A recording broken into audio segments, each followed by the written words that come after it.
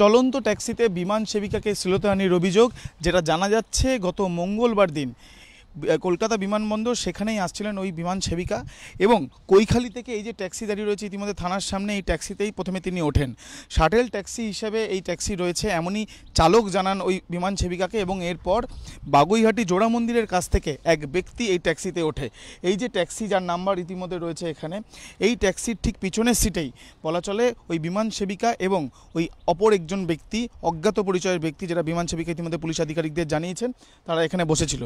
চলন্ত অবস্থায় ওই ব্যক্তি প্রথমে কটূক্তি এবং তারপরে গায়ে হাত দেন ওই বিমান সেবিকার, এমনই অভিযোগ জানিয়েছেন পুলিশ আধিকারিকদের কাছে। কিন্তু সেই সময় যখন চালককে তিনি জানান এই সমস্ত অভিযোগ, তখন চালক কোনো রকমই সাহায্য করেননি বলেই পুলিশ আধিকারিকদের জানিয়েছেন ওই বিমান সেবিকা। বিমানবন্দরে এসে পৌঁছানোর পরে স্থানীয় পুলিশ আধিকারিকদের জানানোর পরে পুলিশ আধিকারিকরা এই গাড়িটিকে প্রথমে আটক করে, দীর্ঘক্ষণ জিজ্ঞাসাবাদ করার পরে গ্রেপ্তার করা হয় এই চালককে।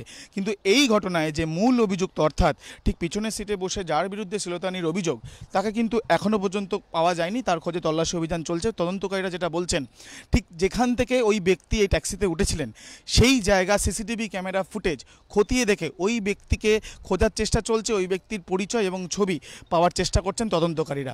ক্যামেরার মৃন্ময় চক্রবর্তীর সঙ্গে জয়ন্ত পাল ও আবির দত্ত, এবিপি আনন্দ, কলকাতা।